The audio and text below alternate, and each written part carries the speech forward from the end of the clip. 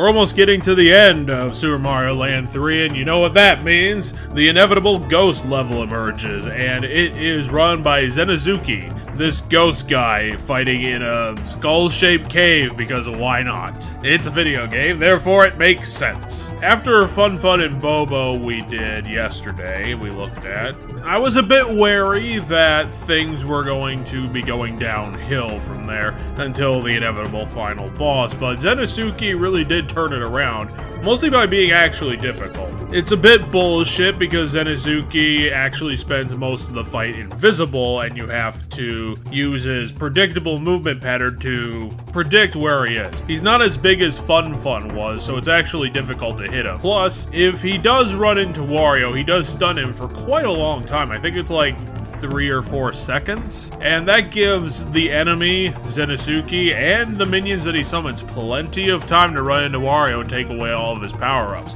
Which, as we found out in most boss fights, actually just, after you lose your power-ups, you might as well just stop playing, because it's very difficult to actually get that back in about half of these boss fights, because they require the power-up specific abilities to actually be defeated, which is a bad bit of design in any case, because it turns the boss fight into an insta-kill situation, which is never fun. But in this case, you can actually get it back. It is designed to be defeatable by Small Wario, because what Zenisuki is weak to is projectile throwing, and the only projectiles you have to hand are either the flame helmet if you're lucky enough to find it, or the ghost that Zenisuki spawns. The basic gist of the boss fight is that you have to defeat the minions and use that as ammo to hit Zenisuki while he's invisible, while he's flying around. The problem overall with the boss fight is honestly that Zenisuki is a bit too fast for his own good. He can get around the room pretty damn quickly, and that means that you are almost constantly under threat by his stun ability,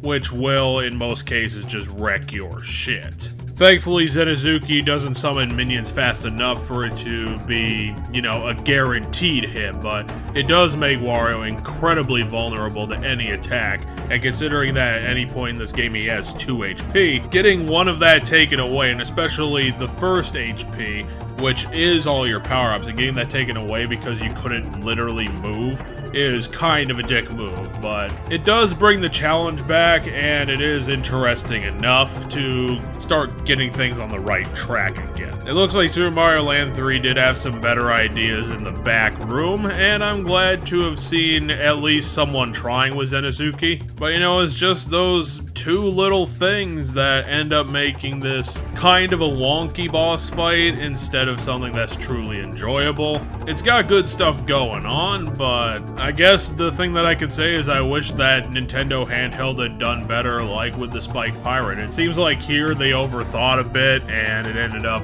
not coming to fruition as well as the person who designed this thought it was going to be. I mean, I can respect that you put effort into it, but you picked a couple design choices that wasn't really the best thing that you could have gone with.